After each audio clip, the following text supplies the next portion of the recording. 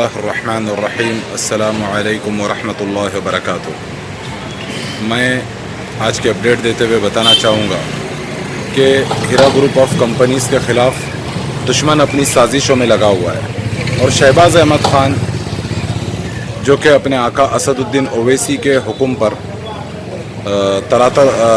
बराबर से फितने में लगा हुआ है और हर तरीके से इन्वेस्टर्स को गुमराह करना चाह रहा है। लेकिन मैं इनके झूठ और किज़्ब और मकर और फ़रेब के बारे में कुछ छोटा सा खुलासा करूंगा। इन्होंने कहा था ये मामला कभी भी SFI में नहीं जाएगा, CBI में जाएगा, मगर ऐसा नहीं हुआ।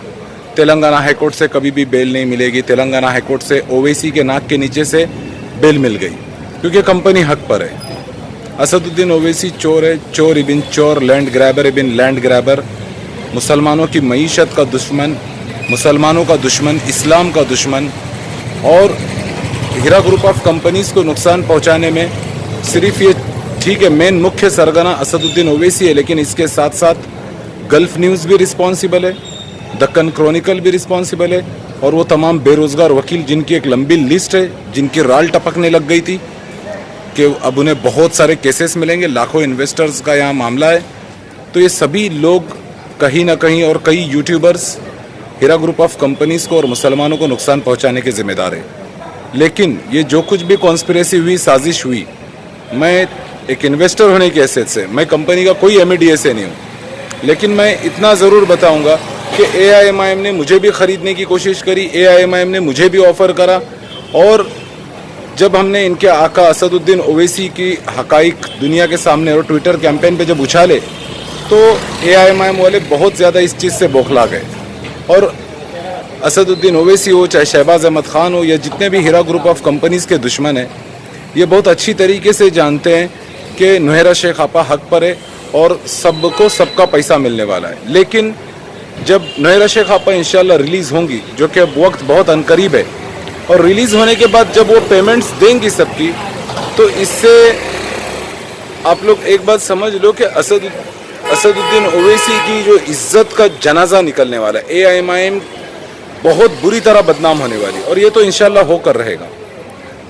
लोग बहुत ज़्यादा परेशान हैं, लोगों की माली हालत इतनी खस्ता हो चुकी है, लोग इतने तकलीफ़ में बिलक रहे हैं, इस बात में कोई शक नहीं। लेकिन मैं तमाम उन तकलीफ़ में पड़े हुए लोगों से एक बात बोलूँगा कि जो कुछ भी हो रहा है इसका नुहेरा शेख आपा ज़िम्मेदार नहीं है, और आप लोगों को नुहेरा शेख आपा की रिहाई के लिए दुआ करना बेहद ज़रूरी है। और हमें पूरी उम्मीद है इंशाल्लाह कि नुहेरा शेख आपा 30 मार्च को इंशाल्लाह फ़ैसला हमारे हक़ में आएगा। लेकिन फिर भी चांसेस है कि शायद एक डेट हमें और मिले। जिस तरीके की हमारी बातचीत हुई है सलमान मिर्ज़ा भाई से और भी कई लोगों से जो कंटिन्यूज़ इन सब चीज़ों के ऊपर फॉलोअप कर रहे हैं, तो हो सकता है कि हमें और 2 डेट लग सकती है, एक 30 मार्च की और उसके बाद एक और डेट लगने के चांसेस है। लेकिन मैं इतना ज़रूर बताना चाहूँगा तमाम इन्वेस्टर से कि हमारा केस बिल्कुल राइट ट्रैक पर जा रहा है।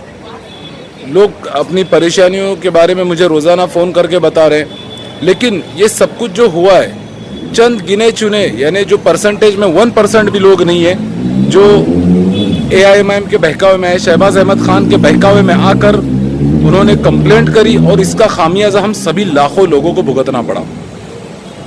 और आज कंप्लेंट करने वाले इतनी बुरी तरीके से पछता रहे, लेकिन अब उनका पछतावा किसी काम नहीं आएगा।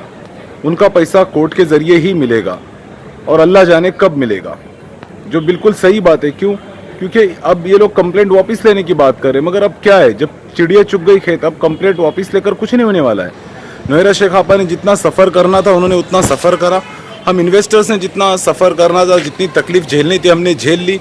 अब हमारा मामला एंड पर है, तो अब कंप्लेंट वापस लेने की तो कोई बात नहीं होती है।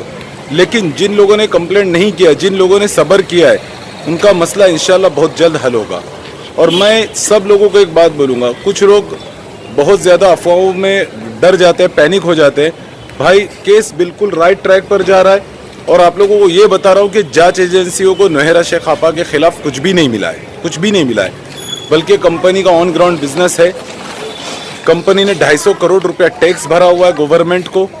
कंपनी थी, कंपनी है, कंपनी जेन्युइन है, तभी तो इतना टैक्स भरा है, IT फाइल किया गया है। तो इसीलिए मैं बोल रहा हूँ भाई, हमारा मामला बाकी दूसरे पॉन्जी कंपनियों की तरह नहीं है। हमारी कंपनी बिल्कुल जेन्युइन है और हमें ज़रा भी डरने या घबराने की ज़रूरत नहीं है। और मैं सब लोगों से दुआओं की अपील करूंगा कि आप लोग कसरत से दुआ कीजिए कि इंशाल्लाह ये मार्च एंड में ही आपा का मामला ख़त्म हो जाए। अस्सलामु अलैकुम व रहमतुल्लाहि व बरकातहू।